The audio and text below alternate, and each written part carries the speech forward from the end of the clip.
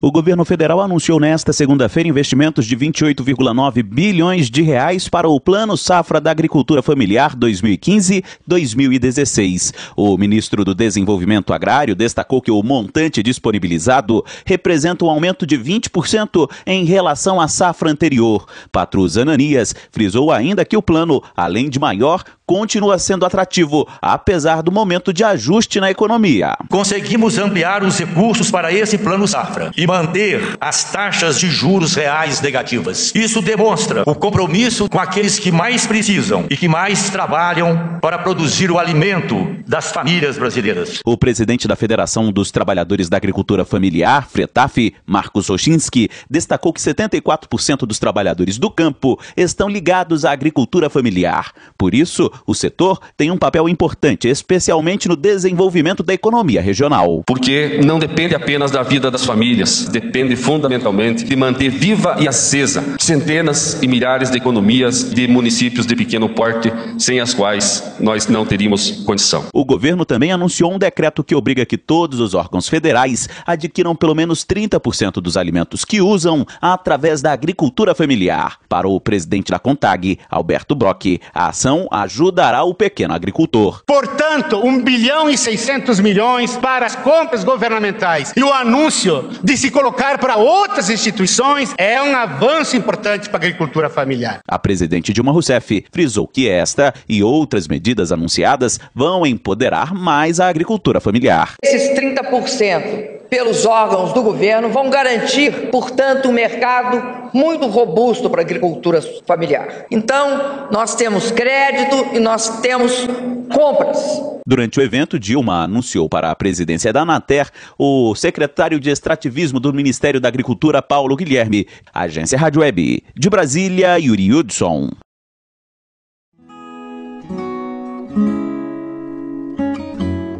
Raquel, de 12 anos, mora na cidade de Ubá, no interior de Minas Gerais. Quem hoje a encontra sorridente, correndo, pulando, nem imagina pelas dificuldades que ela já passou, como conta Dona Ângela Siqueira, avó da menina. Ela sentia dores horríveis. Ela parou de andar, ela ficou 3 meses na cadeira de rodas, sem podia nem tocar nela. Raquel chegou a ficar internada no hospital público da cidade por conta de muitas dores abdominais nas pernas e nos braços. O diagnóstico do reumatologista foi de artrite idiopática juvenil, que é uma doença reumática. Mas isso não foi motivo para ter medo, não é mesmo, Raquel?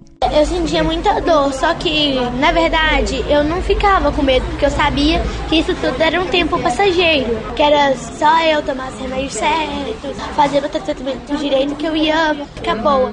Ubá tem poucos recursos e nenhum tratamento direcionado para o público infantil, o que fez Raquel e a avó irem em busca de uma médica em São Paulo, vinculada a uma associação que cuida de crianças com reumatismo. 3 anos depois de ter dado início ao tratamento, Raquel comemora a própria evolução. Corro, brinco, eu sei dançar muito bem. Vai fazer 1 ano que eu não sinto nenhuma dor. A menina continua fazendo fisioterapia e vem a São Paulo a cada 2 meses para fazer o acompanhamento médico, além de exames constantes de sangue e urina e densitometria óssea 1 vez por ano. As doenças reumáticas, como as artrites em geral, são associadas aos idosos, mas também atingem muitas crianças. Elas estão associadas à inflamação e os órgãos mais acometidos são as articulações, acompanhadas de dores, inchaço e rigidez. O médico reumatologista pediátrico e professor da Universidade Federal de São Paulo, Dr. Cláudio Lem, explica que as causas dessas doenças ainda são desconhecidas. A pessoa tem uma certa predisposição genética e por algum motivo desconhecido, que pode ser uma infecção, um traumatismo ou uma alteração hormonal, ela começa com um processo inflamatório. Quer dizer, às vezes não é a família inteira, só uma pessoa tem reumatismo. As doenças reumáticas são crônicas e consideradas autoimunes quando o próprio organismo se ataca. Apesar de não serem fatais, o diagnóstico delas é demorado, pode levar meses ou até anos, e isso atrasa o tratamento. Então, se essa criança chegasse mais rápido ao especialista, teria uma perspectiva de tratamento e controle total da maioria dessas doenças. São doenças que, se você não tem um tratamento precoce, que depende do diagnóstico precoce, você vai ter sequelas, dano articular, incapacidade física, e essa criança vai se afastando das atividades que são lazer, escola, e quando são maiores, até a parte de inserção no mercado profissional. A artrite idiopática juvenil, que foi diagnosticada na Raquel, é a mais comum entre as artrites crônicas ocorridas na infância e na adolescência até os 16 anos. 1 em cada 2.000 crianças podem desenvolver a doença, segundo o médico. Aos 5 anos de idade, a filha de Solange Teixeira, que mora em São Paulo, também foi diagnosticada com artrite idiopática juvenil. Logo que Raíssa começou a ficar com os tornozelos inchados, Solange procurou um ortopedista, que detectou a doença e encaminhou a menina para a mesma associação onde a Raquel de Minas Gerais se tratou. Solange explica que a filha sofreu com os efeitos colaterais das medicações. Então eu já dava no sábado, porque ela tinha o domingo para se recuperar para poder ir para a escola. Então existe um processo para a criança. E assim, é dolorido para nós fazer, dolorido para eles. Mas você tem que ser, assim, muito persistente, porque se largar, eles voltam. Raíssa também tem artrite nos joelhos, mas nunca precisou ficar internada porque o tratamento começou precocemente e de forma eficaz, com hidroterapia, fisioterapia e acompanhamento nutricional. No segundo capítulo da série especial, você vai entender melhor sobre esse tratamento multidisciplinar, o trabalho realizado na ONG Acredite e a importância de conscientizar os adolescentes sobre a continuidade do tratamento na vida adulta. Agência Rádio Web de São Paulo, Carolina Cassola.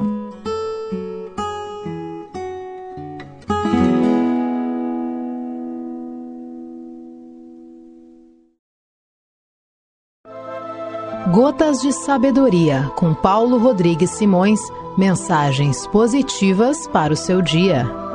Caros ouvintes, hoje falaremos sobre Deus e a ciência. Aconteceu em 1892. Um senhor de 70 anos viajava de trem lendo sua Bíblia, e ao seu lado, um jovem universitário que lia um livro de ciências. Em certo momento, o jovem perguntou: "O senhor acredita neste livro cheio de fábulas e crendices?" "Sim, mas não é um livro de crendices, é a palavra de Deus. Estou errado?" "Mas claro que está. Creio que o senhor deveria estudar a história. Veria que a Revolução Francesa, ocorrida há mais de 100 anos, mostrou a miopia da religião. Somente pessoas sem cultura ainda creem que Deus tenha criado o mundo em 6 dias. O senhor deveria conhecer um pouco mais sobre o que os cientistas pensam sobre tudo isso." "É mesmo? E o que pensam e dizem os cientistas sobre a Bíblia?" "Bem", respondeu o universitário, "como vou descer na próxima estação, falta-me tempo agora, mas deixe o seu cartão que eu lhe enviarei pelo correio." O velho, então, deu seu cartão ao universitário. Quando o jovem leu o que estava escrito, saiu cabisbaixo, sentindo-se pior do que uma ameba. No cartão estava escrito: "Professor Dr. Louis Pasteur, diretor-geral do Instituto de Pesquisas Científicas da Universidade Nacional da França. Moral da história: um pouco de ciência nos afasta de Deus, muito nos aproxima." Gotas de Sabedoria, com Paulo Rodrigues Simões. Produção, Agência Rádio Web. O ex-diretor de abastecimento da Petrobras, Paulo Roberto Costa, e o doleiro Alberto Youssef estão frente a frente desde as 10 horas da manhã desta segunda-feira, na sede da Polícia Federal de Curitiba.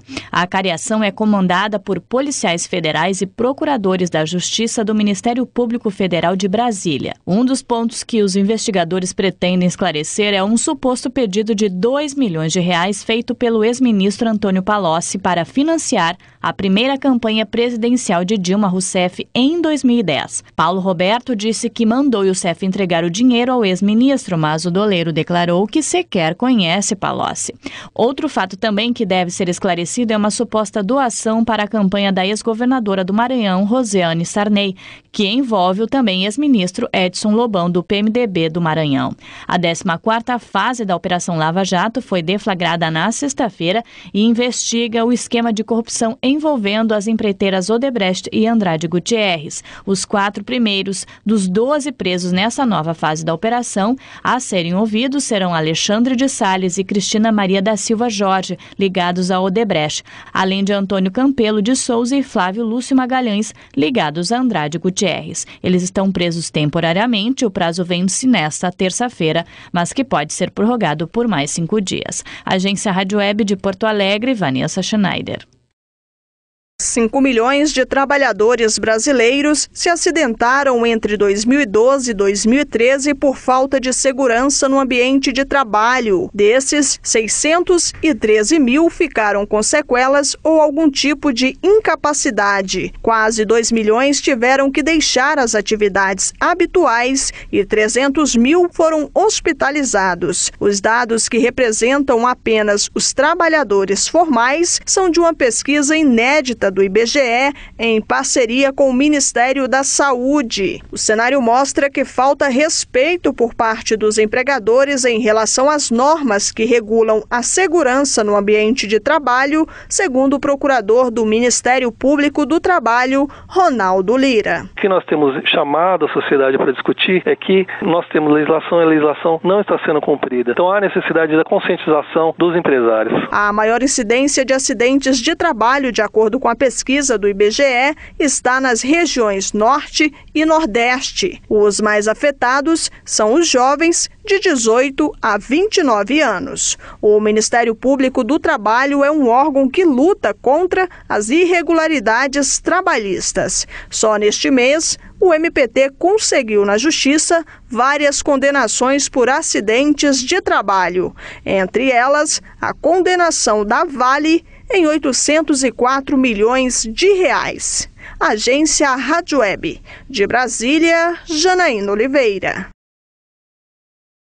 O celular é um item indispensável na vida de muita gente. Difícil é encontrar alguém que não tenha pelo menos um aparelho. No Brasil, o número de telefones móveis já ultrapassa os de habitantes. O aparelho agiliza as tarefas do dia a dia, mas o uso excessivo dele, principalmente no ambiente de trabalho, pode representar um risco à vida profissional. Segundo a professora de Gestão de Carreiras da Universidade Presbiteriana Mackenzie, Margarete Bianchini, a distração com o celular já é a causa de muitas demissões. As demissões, elas ocorrem porque enquanto os colaboradores estão usando o celular, eles estão desconcentrados, muitas vezes deixam de atender um cliente ou no meio de um atendimento ao cliente, eles vão olhar o celular para ver se chegou mensagem ou o que está acontecendo na rede social, e isso, evidentemente, perde-se uma venda ou um cliente concretiza a venda, mas sai insatisfeito e não retorna mais. Para Margarete Bianchini, que também é doutora PhD em administração e coaching, como o problema não estar em usar o celular, mas no excesso, basta que o empregado tenha bom senso. A especialista aconselha deixar o aparelho no silencioso e controlar-se para olhar só de vez em quando. O uso exagerado do celular também tem aumentado os afastamentos por motivos de saúde, principalmente por causa de tendinite. É que o hábito de digitar muito pode causar tendinite no polegar. Agência Rádio Web. De Brasília, Adriana Mesquita.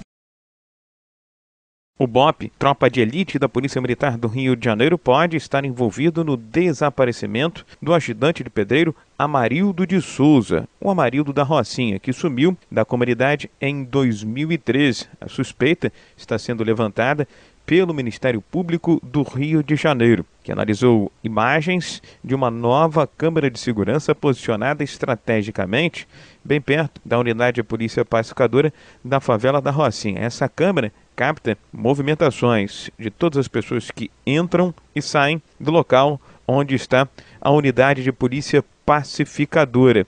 Na noite do desaparecimento de Amarildo de Souza, 10 policiais do BOP, em 4 viaturas, entraram e saíram inexplicavelmente da comunidade da Rocinha, de acordo com o Ministério Público. A promotora Carmen Bastos diz que, no mínimo, a presença dos homens do BOP naquela noite na Rocinha foi suspeita e merece ser apurada. A presença do BOP precisa ser realmente esclarecida. Tem uma justificativa oficial.